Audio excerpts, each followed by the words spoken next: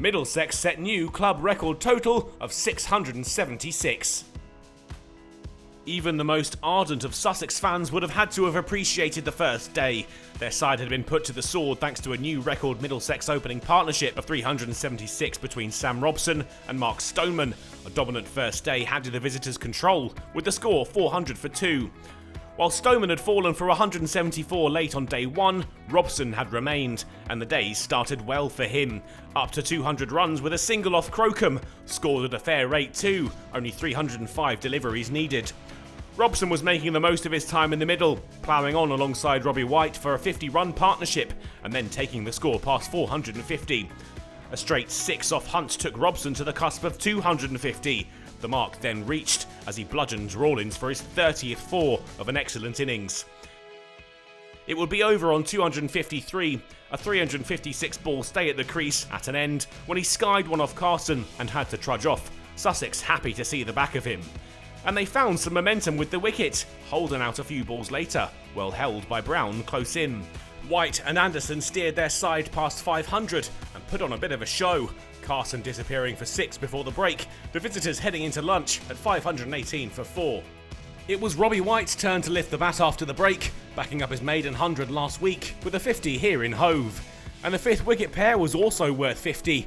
4 more for Anderson, 550 now up for the visitors. And he joined White on 50 runs, up to the mark off 78 balls, taking advantage of an overthrow to get there. Carson was a favourite target of the Middlesex all-rounder, and with a booming 6, Anderson took the score to 600, and the value of the partnership up to 100.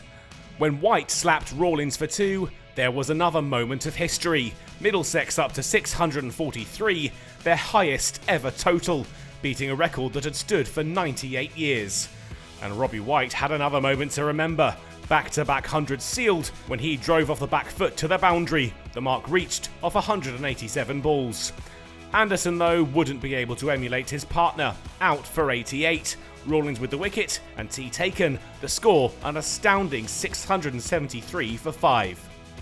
Middlesex declared on the total, the scorecard one that would go down in the history books. Robson's knock at the top of the order, the highest return, but supported by 2 further tons and an 88 to leave the hosts in total control of the match after a dominant 2 days.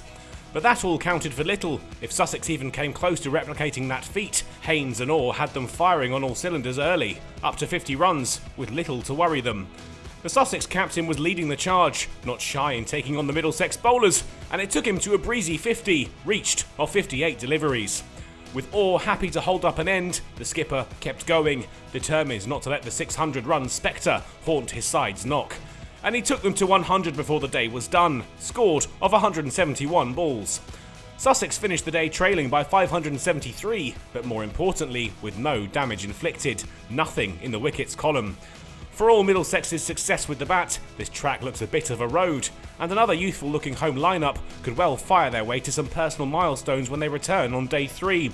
A draw probably looks the likeliest outcome, but all it takes is a bit of magic with the ball in hand from either side, and anything is possible.